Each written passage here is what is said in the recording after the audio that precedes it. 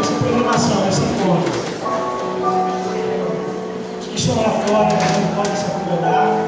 Há alguns lugares aí daqui à frente e há também alguns lugares na galeria. Primeiramente, quero dizer para vocês que todos são bem-vindos aqui à nossa igreja, Igreja Moriá.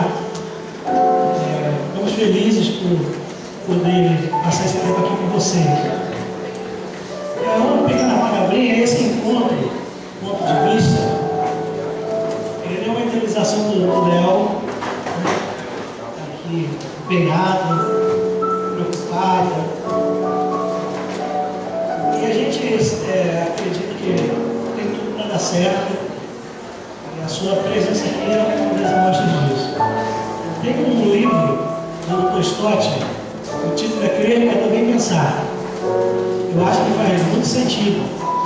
O propósito desse encontro é justamente promover essa oportunidade de reflexão. E a fé, ela não é incompatível com o pensamento crítico, com o pensamento científico, com a reflexão, mas com o conhecimento. Eu estava lendo esses dias que Freud achava que quando o mundo alcançasse um nível de conhecimento mais elevado, o mundo abandonaria a fé. O fato é que hoje o conhecimento, evidentemente, cada vez que passa o conhecimento aumenta, e a fé, o acesso à fé e a busca pela espiritualidade também aumentou. Apesar da luta, do trabalho, dos movimentos ateístas, a fé, a espiritualidade, a crença, ela é uma realidade mais viva do que antes, inclusive. Não há necessidade de promover essa divisão entre a fé e o conhecimento, a fé e a ciência. E a proposta desse grupo é isso, promover essa oportunidade de reflexão. E você foi convidado aqui para participar disso. Espero que, afinal de tudo, tenha valido a pena para você. A igreja acho que precisa abrir mesmo espaços para isso. A igreja é composta por gente que pensa, por gente inteligente, por gente que quer aprender. Então esse espaço é para essa oportunidade. Então seja bem-vindo. Esperamos que de fato vale a pena, que seja útil. E que se há alguém aqui que não é adepto à fé, a nossa ideia não é convencer ninguém de nada. Mas pelo menos pensar, né? Uma vez eu vi uma propaganda do jornal O Globo, no Rio de Janeiro, que dizia assim: você pode concordar, você pode discordar, você não pode deixar de ler. Você pode concordar, pode discordar, mas não pode deixar de pensar, de refletir. Então, é isso que a gente quer, tá bom? Olha só, você está recebendo um papelzinho para você preencher os seus dados. E o propósito é o seguinte: ao final serão sorteados algumas coisas, alguns livros, algumas coisas. Então, se você preencher e devolver, então você vai poder também poder participar desse sorteio. Tá bom? Então, vou dar um tempinho para você preencher, uns 5 minutinhos, depois você devolve para mim vir e aí a gente dá sequência ao nosso trabalho. Tá? Alguém não recebeu e gostaria de preencher?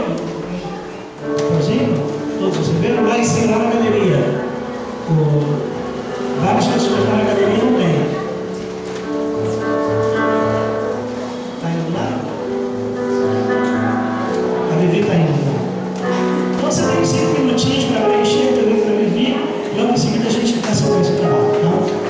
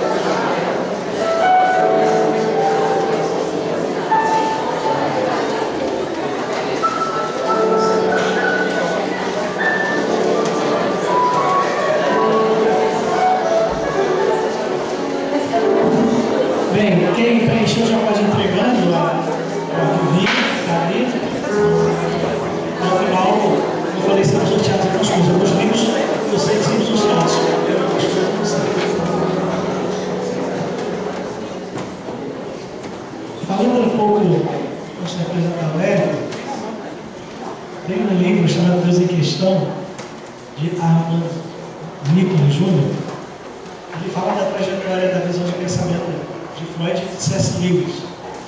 Os dois tiveram uma infância religiosa, os dois até uma fase da vida, da juventude, no caso, eles eram ateus, só que o Freud continuou ateu, materialista, e o C.S. Lewis com uma visão de uma espiritual.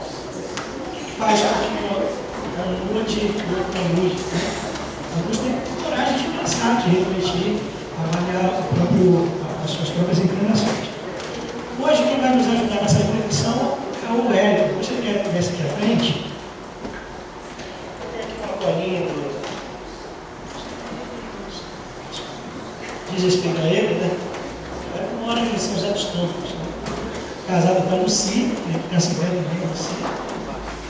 E tem a Belinha, que ela está sentada meio chorosa, que ela caiu, né? Machucou um pouquinho. Então a gente perdoa a Belinha por ela ficar em pé, tá bom? Então, Érico Rampel, Rendel, nascido em 1974, uma criança perto de mim. E a novidade é que eu não sabia que o Érico era de Papua Nova Guiné. Formado em Ciência da Computação, doutorado em Computação Aplicada, com estágio no Departamento de Física da Universidade de Adelaide, na Austrália. Pós-doutorado em Geofísica no Instituto Nacional de Pesquisas Espaciais, no INPE. E outro pós-doutorado em Astrofísica na Universidade de Cambridge, na Inglaterra. Atualmente é professor do Departamento de Matemática do INDA e também é associado aos programas de pós-graduação em Física, Eletrônica e Geofísica Espacial. Possui mais de 40 artigos publicados em revistas internacionais nas áreas de Física e Matemática. Então, eu acredito que o Érico ele é qualificado para nos conduzir nesse debate, nessa reflexão. Então, vou passar a palavra para ele, ok? A gente que agradece desde já. Está captando? Não? Talvez seja desligado. Obrigado ao pastor Grazi, pastor Elias, Leonardo, pelo convite, oportunidade de estar aqui com vocês. Muito prazer estar aqui, é uma honra. Eu não sou apologista cristão, experiente nem nada. Comecei a dar umas palestras como essa há uns 2 anos, até estimulado pela experiência que eu tive lá em Cambridge, na Inglaterra. A Universidade de Cambridge tem um curso de teologia muito forte, muito famoso na Europa. Você tem ali em Cambridge, basicamente, na Inglaterra, as duas mais importantes faculdades são Oxford e Cambridge, né? São as principais da Europa. E em Cambridge, especificamente, eles têm um costume de promover esse tipo de encontro, tanto nas igrejas quanto na própria faculdade. Né?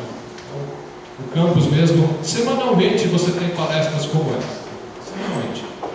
E nós aqui não temos muito esse costume. Então, eu convivendo com isso, acabei pegando um pouco de gosto por esse tipo. Achei que seria proveitoso para mim também de investigar essas questões. Eu nunca tinha parado muito para pensar aprofundadamente sobre essas questões que às vezes são teológicas, às vezes são científicas, às vezes são filosóficas, mas são importantes porque você mais cedo ou mais tarde você acaba se deparando com isso. Tem muitos jovens aqui, alguns talvez já estejam na faculdade, alguns estejam entrando na faculdade, e certamente você vai ser confrontado. Se você é cristão, a sua fé vai ser confrontada.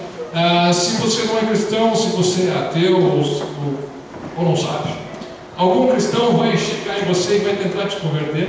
Então, invariavelmente, você vai estar tendo contato com esses assuntos. E é bom a gente conhecer o que se diz por aí a respeito disso, porque às vezes a nossa ideia do que a Bíblia fala sobre questões que nós julgamos científicas, a nossa ideia é baseada em algumas interpretações particulares que nós pensamos que são as únicas interpretações existentes. Então, eu gostaria nesta palestra de... Quais são os meus objetivos? Se você é cristão, se você não é cristão, eu gostaria que você abrisse um pouco o leque do seu pensamento sobre quais são as opções ou as vertentes ou as teorias que são apresentadas a respeito de origens. Então, falando sobre ciência e fé, você vai falar sobre uma série de assuntos, né? Eu acabei colocando pode colocar o primeiro slide, por favor, esse título, Gênesis e o Big Bang, porque é mais ligado com a minha área, né? Mas poderia falar de qualquer área acadêmica. Envolve, de certa maneira, um conflito entre ciência e fé. Esse conflito existe, nós não temos como negar. Você vai vê-lo na televisão, você vai vê-lo nas escolas, nas faculdades, você vai vê-lo nos livros, você vai ver livros de criacionistas combatendo veementemente evolucionistas e coisas assim. Você vai ver evolucionistas rebatendo com eloquência os argumentos do outro lado. Então, eu gostaria que, se você for procurar dar uma opinião sobre isso, pelo menos que você tivesse um pouco mais de conhecimento sobre o que se fala lá fora. Aqui dentro não se fala tanto, mas tentar juntar, fazer um apanhado geral aí de algumas coisas que eu andei juntando sobre esse material. Nessa palestra eu usei bastante material desse livro Beyond the Firmament.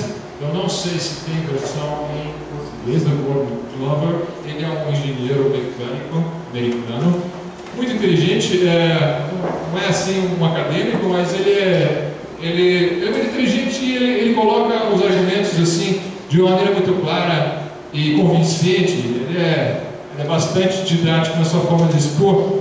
A linha dele não é bem a linha que eu adoto. Ele vai bem ele, apesar de ser cristão, evangélico, ele vai bem para a linha do naturalismo, né? Então, explicações puramente naturalistas de praticamente tudo que a ciência fala. Então, ele acaba seguindo por essa linha. Gênesis e o Big Bang, que não por acaso é o mesmo título da palestra, né? Esse aqui é do Gerald Schroeder. Ele é físico nuclear, MIT.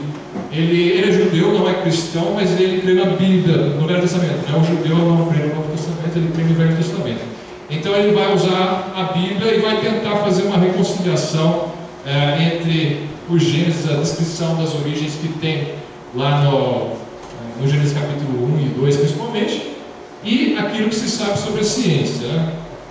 Então, esse aqui eu recomendo também. Evidentemente, qualquer livro desses vai ter coisas que você não vai concordar, seja qual for a sua linha, né? Esse aqui é mais didático sobre astronomia, se alguém se interessar. É muito bem explicado para leigos, black holes, quasars e universo. Não sei se tem em português também, acho que não tem, mas se você sabe inglês, é muito fácil ler esse livro. Ele explica muito bem sobre cosmologia, astronomia em geral. Ele tem nada a ver com religião, ciência e fé, não é só sobre astronomia. Então, nós temos aí uma guerra entre ciência e fé que está acontecendo. Não há como negar. E a pergunta é se elas são reconciliáveis ou não. A resposta no final da palestra pode ser surpreendente. Alternativas que nós temos. Você pode largar a fé e ficar com a ciência, como muita gente faz.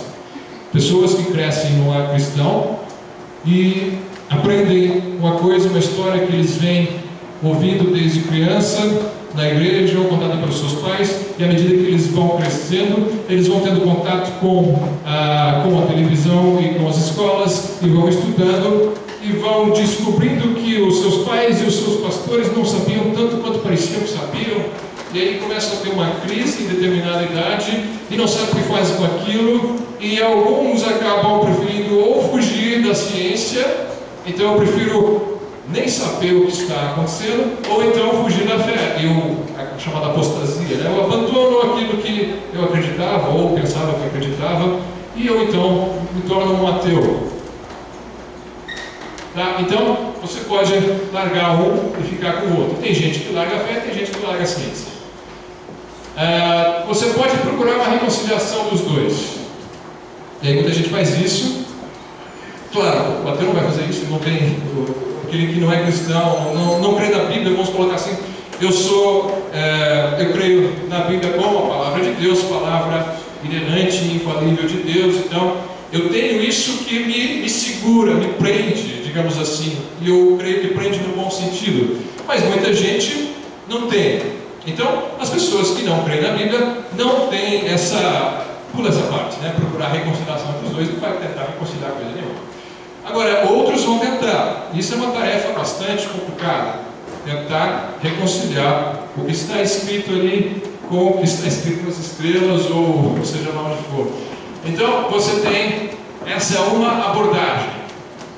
Reconciliar. E nesse reconciliar, você pode pensar assim: eu vou procurar manter as teorias do jeito que eu aprendo na faculdade. Então, eu confio que os cientistas sabem o que eles estão fazendo e eu vou procurar, então, rever a minha interpretação do texto bíblico e, às vezes, você deu um pouquinho aqui, às vezes você deu um pouquinho ali. Isso gera, naturalmente, uma confusão. Quem é autoridade nesse assunto, né? Mas é natural que se passe por esse caminho, às vezes.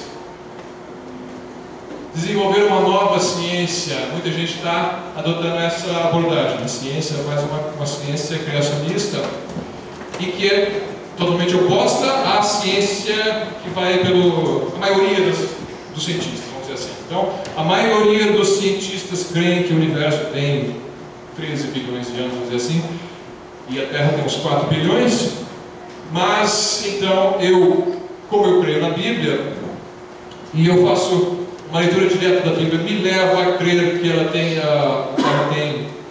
alguns poucos milhares de anos. Então eu preciso desenvolver uma nova ciência. Então eu vou começar a observar os registros geológicos, os registros paleontológicos, astronômicos, e vou tentar reinterpretá-los, diferente do que a maioria dos cientistas interpreta. Então tem gente que prefere desenvolver uma nova ciência, uma ciência bíblica. É claro que essa aí vai ser a linha mais combatida. Eu respeito irmãos que estão entrando nessa tentativa. É complicado, às vezes eles têm razão, eu creio que eles têm razão, outras vezes eu creio que eles não têm razão.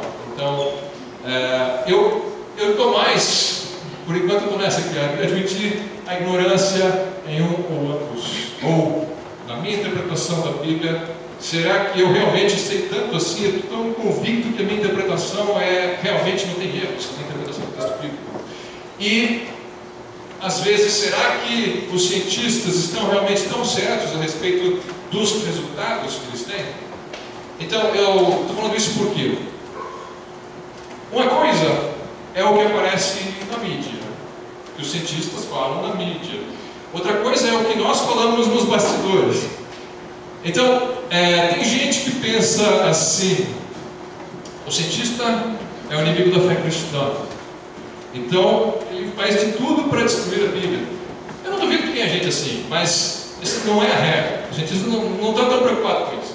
O cientista é uma pessoa que está estudando, tentando achar respostas para as suas questões. E o jeito que ele vai achar as respostas é esquecendo qualquer livro sagrado e olhando para os dados. Ele vai olhar os dados, ele vai montar modelos, equações matemáticas e tentar fazer previsões com essas equações. E se ele consegue fazer alguma previsão que no modelo dele está batendo com aquilo que ele observou no mundo real, então, legal, meu modelo é confiável.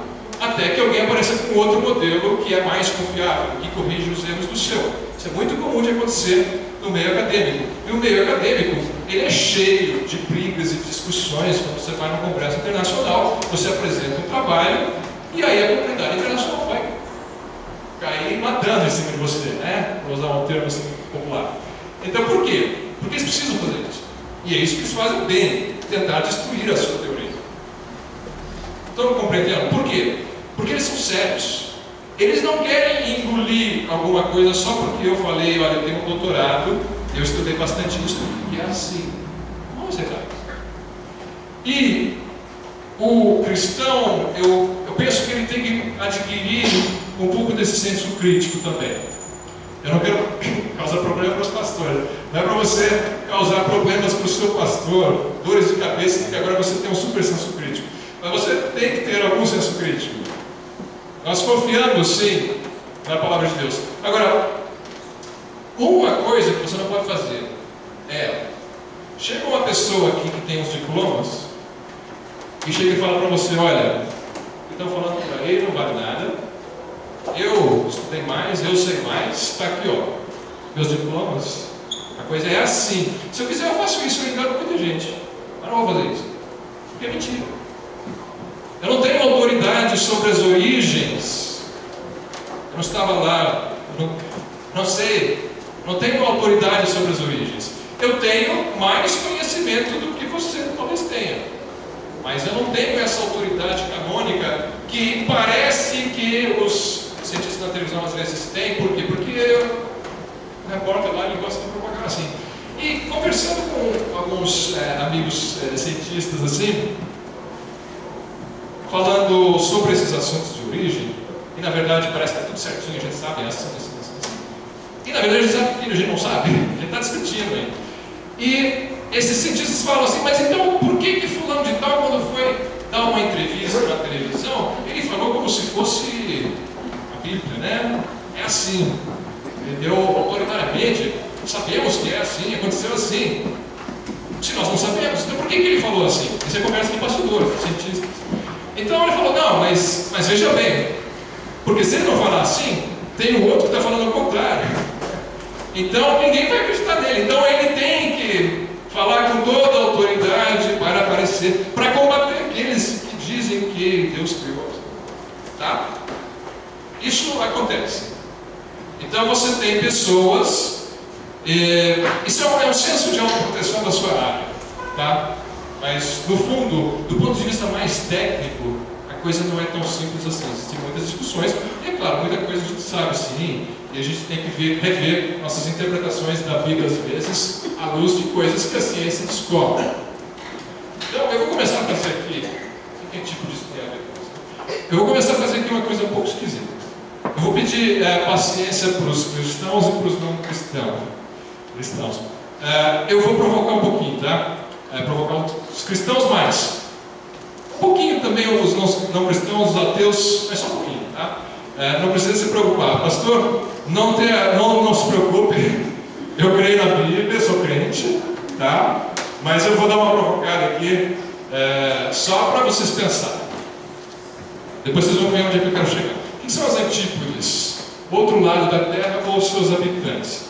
Então, isso aí é um termo que a gente não usa muito hoje em dia, né? Mas na Idade Média era bastante comum. Antípodes, então, o outro lado, as terras além mar, ou se existe gente, tanto as terras quanto as pessoas que estão além do oceano, que não sabiam se tinha ou se não tinha, né? Então tinha gente que achava que tinha, tem gente que achava que não tinha. Essas antípodes, essas pessoas, essas terras ali, além do oceano. E aí tem algumas citações aqui, por exemplo, isso aqui, Agostinho de Hipona, o livro mais famoso dele, A Cidade de Deus, ele fala o seguinte, lá no século IV. É absurdo demais que alguns homens possam ter tomado um navio e atravessado o oceano inteiro e cruzado deste lado do mundo ao outro, e que até mesmo os habitantes daquela região distante sejam descendentes do primeiro homem. Então, esse é o pensamento da época, famoso teólogo aí, que nós respeitamos muito, mas ele está dizendo, é absurdo essa ideia. Não existe ninguém lá. Como assim que a pessoa pegou anos atrás um barco e atravessou esse oceano aí e está morando lá? O argumento dele, ele argumentou muito, ele só falou isso, é uma ideia absurda. Não é uma ideia absurda. Tá, tudo bem. Vamos ver alguém que argumenta um pouco mais. E são descendentes do primeiro homem, que seria Adão, né?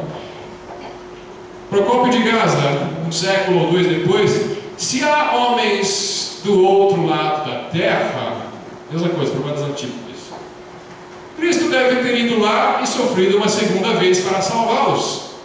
E, portanto, deve ter havido lá uma cópia duplicada do Éden, Adão, a serpente e o dilúvio. Esse aqui já foi mais argumentativo. Isso é absurdo, né? Porque Jesus morreu para salvar os pecadores. Como que alguém pode ser salvo? Se arrependendo dos seus pecados e crendo em Jesus Cristo como seu Salvador. Isso nós pregamos, isso eu creio.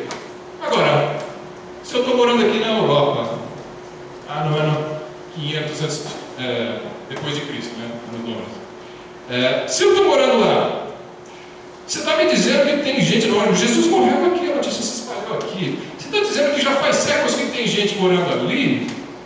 Então como é que eles vão ser salvos? Então é necessário que Cristo, então, de algum jeito, Cristo nasceu lá também, morreu lá também. E esse já não imaginava que alguém poderia nascer aqui e viajar para lá. Então deve ter tipo outro Adão lá, né? E se eles são gente como a gente, deve ter pecado, será que teve outro? Então é claro que ele está usando uma ideia absurda, uma argumentação absurda, ele não acreditava em nada disso, só para mostrar que a própria ideia de que existe gente morando nas antípodes é absurda, né? Então, isso aí, o pensamento de Paulo. Você tem Tostatus, monge espanhol, aqui já bem mais tarde, 1400 depois de Cristo. Os apóstolos foram ordenados a ir a todo mundo e pregar o Evangelho a todas as criaturas. Eles não foram a nenhuma parte do mundo, tal como as antípodes. Eles não pregaram para nenhuma criatura lá, logo as antípodes não existem. Ponto. Usa a Bíblia ainda, porque tem um texto na Bíblia lá que fala que os apóstolos pregaram para o mundo inteiro. Jesus mandou, eles pregaram para o mundo inteiro, e alguns textos falam que eles viraram o mundo de cabeça para baixo, né, espalhando o Evangelho assim, e as pessoas se convertiam. Então, pega algumas palavras ali. Então, se diz que eles viraram o mundo de cabeça para baixo, então eles pregaram para o mundo inteiro. Então, se Jesus mandou os apóstolos pregarem para o mundo inteiro, então eles foram para o mundo inteiro. Então o mundo só é aquele. Ele nunca tinha viajado para o outro lado, né? Você vê que esses são pessoas inteligentes. Os argumentos deles são muito convincentes. Se você orasse naquela época e nunca tivesse nenhuma prova de que antípodes existem, provavelmente eu estaria seguindo esses argumentos aí, que de fato não pode haver essas pessoas lá. Você vê que um dos argumentos, um dos problemas aqui é a falta de entendimento sobre a soberania de Deus. Que Deus é o soberano criador. Deus, Ele cria tudo com propósito. Ele é o soberano da salvação. E Ele tem um plano para cada pessoa. E Ele sabe como se manifestar a quem Ele quiser. Como quiser, quando quiser. Então esses argumentos, eles são humanos e lógicos, e você pode concordar. Mas não quer dizer que não existam contra-argumentos bíblicos coloquem em xeque essa interpretação, tá? Vamos ver um outro caso. Heliocentrismo, né? A Terra gira em torno do Sol. Isso aí foi um problema durante muitos séculos, né? As pessoas já achavam que o Sol girava em torno da Terra, evidentemente. Isso parece. As pessoas dão ouvidos a um astrólogo que se esforça para mostrar que a Terra se move e não os céus ou o firmamento, o Sol e a Lua. Esse tolo deseja reverter toda a ciência da astronomia, que naquela época era geocentrista, mas as Sagradas Escrituras nos dizem que Josué disse para o Sol parar, não a Terra. Isso é Lutero comentando sobre Copérnico, começou a popularizar a ideia do heliocentrismo. Você é um dos nossos heróis da fé, devemos muito a ele, mas quando a pessoa se aventura numa área que ele não conhece, ela tem que ter cuidado, tem que ter prudência. Isso serve para mim, serve para você. Se você vai falar sobre um assunto que você não conhece, seja humilde. Você pode até ter uma opinião. Não, eu creio que isso é antibíblico. Eu creio que tem um problema aí. Agora, antes de queimar alguém na fogueira, antes de ser dogmático com a coisa, antes de chamar alguém de herege, parar e pensar. Será que não sou eu que estou errado na minha interpretação? E de fato, a Bíblia diz que tinha uma guerra lá entre Israel e povos inimigos no Velho Testamento, e Josué orou e disse que o sol parou, a lua parou. Claro, a Bíblia não é inerrante, como você diz, a Bíblia não é infalível, a Bíblia não diz que o sol parou, então o sol parou. Você vai discutir com isso? Vai discutir com Deus? O sol parou. Ponto. Não me venha falar que a terra parou, a terra está parada. O sol parou. Então, é isso aí. Isso foi o que Lutero falou. Calvino também se aventurou no mesmo problema. Você tem um sermão sobre 1 Coríntios, ele diz: aqueles que dizem que a terra se move são motivados por um espírito de amargura, contradição e busca por erros. Possuídos pelo demônio, eles querem perverter a ordem da natureza. Esses somos nós.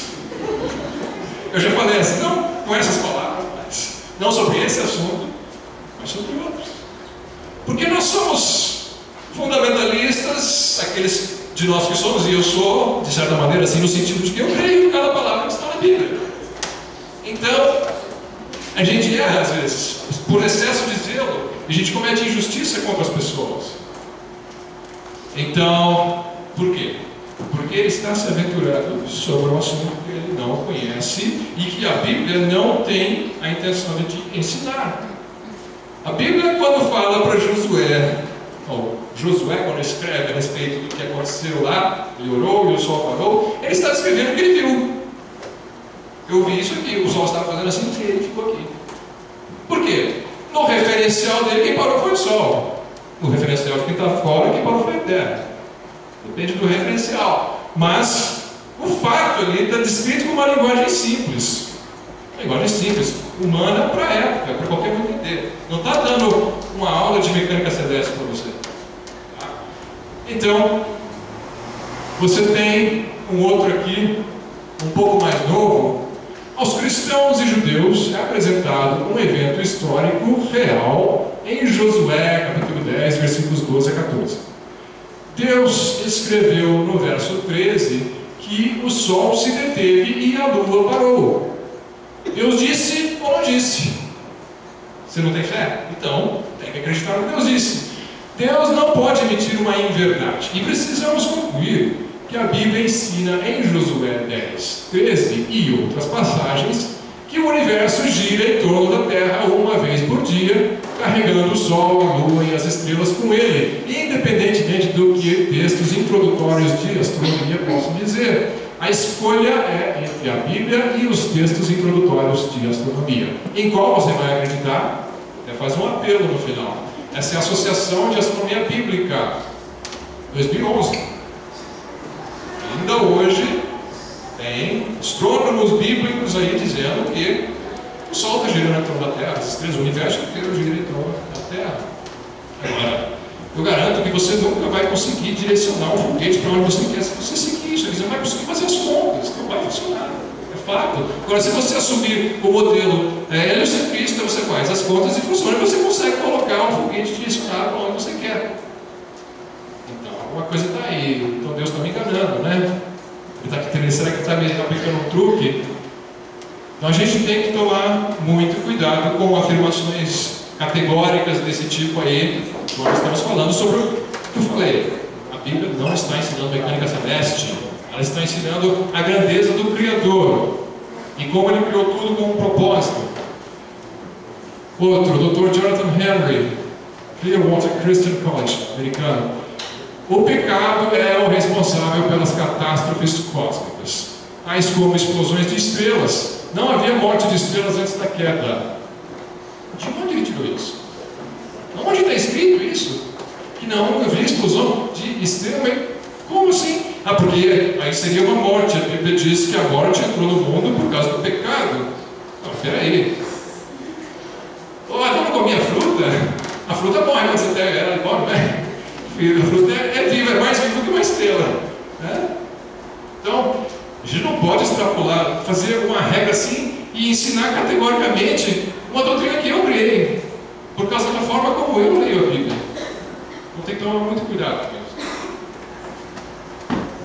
Bom, eu vou gastar um tempinho aqui explicando a origem do universo conforme o modelo do Big Bang.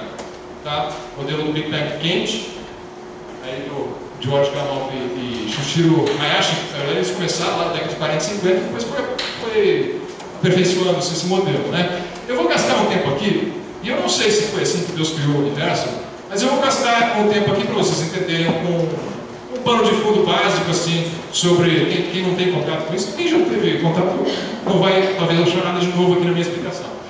Mas, para vocês saberem, então, como que a gente vai fazer a ponte entre isso e algumas interpretações depois. Interpretações que podem estar certas ou erradas. Então, você tem aí, atualmente, uma idade de aproximadamente 13,7 bilhões de anos para o Big Bang. Depois eu comento um pouquinho sobre como se chega nesse número aí. Mas, supostamente, em algum momento aí nesse passado remoto, toda a matéria e energia do universo estava concentrada num único ponto. Um ponto onde? Um ponto não tem onde ali, porque não tem tempo e não tem espaço ainda. O tempo e o espaço não existem daqui para lá. A linguagem é meio complicada, né? Mas o fato é que tempo e espaço são variáveis matemáticas que nós criamos para representar aquilo que nós observamos. Então você tem 4 dimensões aí. Você tem 3 para o espaço, né? Com uma dimensão, o que você faz? Você faz uma reta, né? Com 2 dimensões, você faz figuras planares lá. Um triângulo, um círculo, qualquer coisa que você desenha num plano. Com 3 dimensões, você desenha sólidos, né? Você pode representar sólidos. Isso é uma representação. E aí você tem mais um tempo. Com um tempo, mais uma variável que eu crio matematicamente para representar o universo, eu tenho um sólido que pode estar se movimentando, por exemplo. E você pode ter outras dimensões, isso são só variáveis. Eu posso adicionar mais variáveis na minha representação do universo. Então o pessoal lá das cordas e supercordas, teoria de cordas, eles colocam lá 10 dimensões para representar, porque a física, se você for estudando com muito cuidado assim, e eu não entendo muito dessa parte, não adianta nem perguntar porque eu não entendo, mas você não consegue representar certos fenômenos muito bem se você estiver trabalhando só com as 4 dimensões, então você precisa de outras dimensões. Então, e aqueles que são mais místicos pensam numa outra dimensão, que é a dimensão espiritual, mais uma variável onde Deus pode se manifestar. Isso é só uma representação da realidade. Se você pensar no termo dimensão, o que é isso? Uma dimensão. Posso colocar o que você quiser. Ela pode não ter nada a ver com a realidade. Então aí o seu modelo está furado. Agora, se no meu modelo matemático eu consigo representar a realidade com essas dimensões, olha. Então aqui não existe tempo, espaço, não existe nada, não tem essas dimensões. Essas coisas acontecem a partir do Big Bang. Quando esse ponto onde toda a matéria e energia do universo está concentrada ali, num ponto de densidade infinita, ou tendendo a infinito, que a gente chama de singularidade, onde as equações da física aí dão uma divisão por zero, né, que você não consegue resolver. Aí você tem, a partir desse instante, então, flutuações aí quânticas. A energia pode se converter em matéria, né? E é igual a mc ao quadrado, né? Então, a energia pode ser convertida em matéria. Então, essas flutuações de energia, elas podem ter o potencial de formar matéria. Em algum momento, sabe-se lá por quê, isso aí explode, se expande. Quando ele se expande, então, esse caldo, eu não vou nem chamar de matéria ainda, você tem energia flutuando, você tem fótons que começam a estar se expandindo junto com as partículas que se formaram nos primeiros instantes. Então você tem ali luz e matéria juntos. Isso que eu quero que você pegue. Você tem luz e matéria bastante acoplados. Estão juntos. Os fótons de luz estão interagindo com os elétrons e eles não têm espaço para viajar e se separar, eles estão junto com a matéria. Esse é um caldo aí misturado onde a matéria está junto com a radiação. Tanto a luz, na época era muito quente, então você não tem luz como essa aqui, de baixa energia, né? Você tem raios gama, raios X que vão começando a se expandir aqui nessa primeira parte que eu chamo de inflação, quando expande muito rápido o universo. E aí, quando esse gás está se expandindo, ele esfria. O protótipo do gás, quando ele se expande, ele se esfria, né? Então ele se esfria e vai esfriando. Quando ele se esfria o suficiente, as partículas aí dos átomos eles começam a se combinar e formar átomos. Quando eles formam átomos, então a luz se separa da matéria. Aí a luz pode viajar, já tem mais espaço, ela se separa da matéria, o universo está mais frio e isso aí por volta de, está marcado aí em algum lugar, 380 mil anos, você tem um registro aí quando a temperatura caiu o suficiente para você ter luz visível, essa frequência de luz que a gente consegue enxergar no mundo. Aí quando você está separado a luz da matéria e você tem luz visível, você tem esse quadro aqui que a gente chama de radiação de fundo. Você deve ter ouvido falar, radiação de micro-ondas de fundo, que é uma das comprovações experimentais do Big Bang. Então tá, a luz, a energia, a radiação se esfriou, gerou esse registro aí dessa radiação. Tá, isso aí tem satélites hoje que estão captando essa radiação aí. Tá legal, o que acontece depois? O universo continua esfriando, e gera uma época negra aqui, porque se a radiação perde energia, aí cai, a frequência cai abaixo dessa aqui, você não consegue mais enxergar. Isso é uma época negra. E aí, com o passar do tempo, lá por volta de 400 milhões de anos, você tem formação das primeiras estrelas, por causa da gravidade. Gravidade, os corpos se atraem, então essas partículas aí que se formaram, elas começam a se atrair, se aglomerar, e nós não sabemos exatamente como isso funciona, não sabemos o porquê que isso funciona, por que existe a lei da gravidade? Porque Deus quis é uma boa resposta.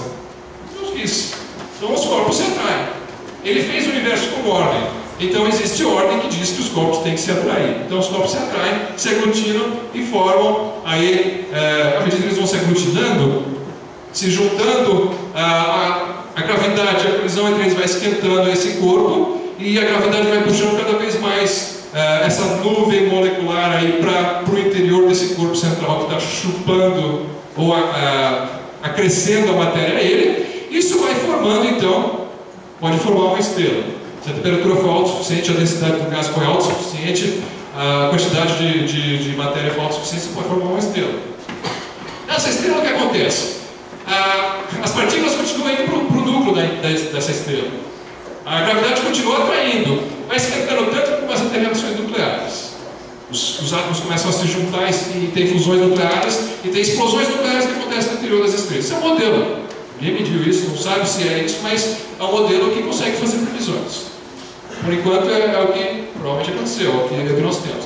Então você tem essa radiação aí, então, ela começa a se expandir para fora da estrela por causa dessas explosões nucleares. E você tem então uma guerra dentro da estrela, que é a explosão nuclear, explosões nucleares ou injeção de energia nuclear, que tenta expandir a estrela, e a gravidade que tenta comprimir a estrela.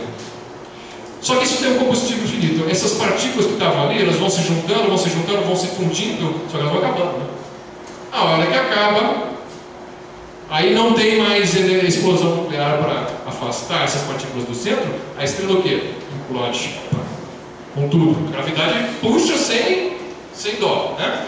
Aí isso gera um aquecimento super rápido, super forte, que gera uma onda de choque que vai expulsar o quê? Aqueles elementos que se fundiram lá no interior da estrela, se fundiu o carbono, o ferro ali, por causa das fusões nucleares, é explodido numa supernova, isso aí ejeta essas partículas aí no meio interplanetário interestelar. Tá. Aí vai começar o ciclo de novo. Alguma outra nuvem molecular vai captar essas partículas que ejetaram e vai formar uma outra estrela, etc e tal. Até que um dia, em volta das estrelas, o mesmo processo pode formar planetas, etc e tal. E aí você tem aí esse quadro. Formou-se o planeta Terra, talvez por um processo desse daí. Tá. Aí uma imagem da nebulosa do Caranguejo. Nós estamos com a hora mais ou menos avançada, vamos ver. Nebulosa do Caranguejo, 6.500 anos-luz de distância da Terra, né? Viajando a uma velocidade da luz, 300 mil quilômetros por segundo, você tem essa distância. Então, ela explodiu. Se, de fato, a velocidade da luz é uma constante, como dizem os físicos, então ela explodiu aí há 6.500 anos, pelo menos, atrás. Mais ou menos na hora lá que o Adão estava comendo fruto, né? Mas tem umas mais antigas, né? Eta Carina, por exemplo, está explodindo aí. Ela não está explodindo ainda, na verdade. Ela está... São duas estrelas, elas estão quase em fase de supernova já. Está 8.000 anos-luz atrás aí. A gente consegue ver. Então, como se que sabe a idade desses corpos? É justamente, você calcula a distância delas, você sabe a velocidade da luz, então a luz viajando nessa velocidade vai levar 8 milhões para chegar aqui. Então ela foi criada há 8 milhões atrás, se tudo estiver correto. Aí você tem um cálculo, aí tem uma galáxia que encontraram recentemente, a mais nova que eu consegui achar, 13,2 bilhões de anos-luz de distância, ou seja, ela já existia, para mim é só um pontinho, né? Os astrônomos conseguem identificar isso aí como uma galáxia.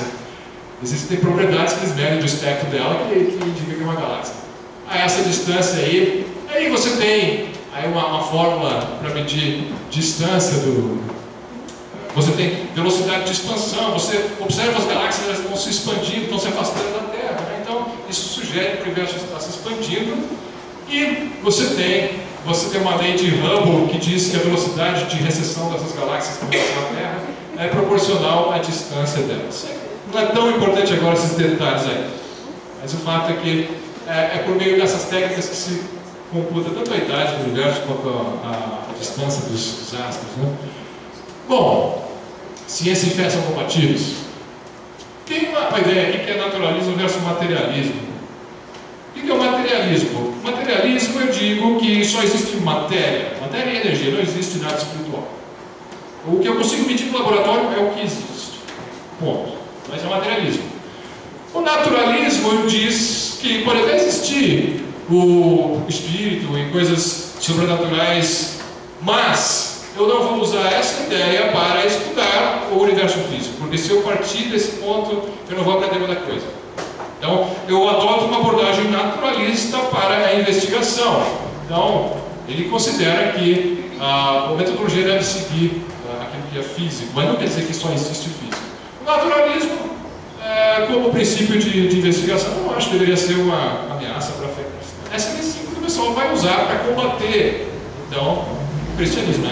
Não, você é estúpido porque você acredita em Deus, eu te falo, né? Então, aí você compra uma briga, não tem jeito. Tá. Agora, como é que eu posso entender a aplicação do naturalismo? Olha só, Salmo 135, 6 a 7 diz assim: tudo que o Senhor quis fez, nos céus e na terra, nos mares e em todos os abismos. Faz subir os vapores das extremidades da terra. Faz os relâmpagos para a chuva. Tira os ventos dos seus tesouros. Olha a linguagem dele. Uma linguagem bem poética. Deus tira os ventos dos seus tesouros. Então, quando tem relâmpago, Deus está jogando relâmpagos ali da nuvem. Os pagãos achavam isso.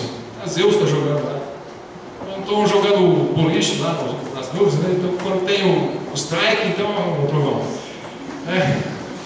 Mas a Bíblia fala uma linguagem parecida. Deus tira os ventos dos seus tesouros. Isso é linguagem espiritual da Bíblia, em quem eu creio, e eu também estudo convecção Rayleigh-Bénard. Convecção Rayleigh-Bénard é o jeito científico que está explicando os ventos. Você tem o Sol aquecendo a Terra esquenta, então as moléculas de gás que estão ali ficam agitadas, elas sobem por empuxo. Quando elas chegam lá em cima está mais frio, então elas têm a tendência de descer, então elas ficam subindo e descendo e formam um ciclo de ventos, né? O vento. Então tem uma explicação matemática que modela isso.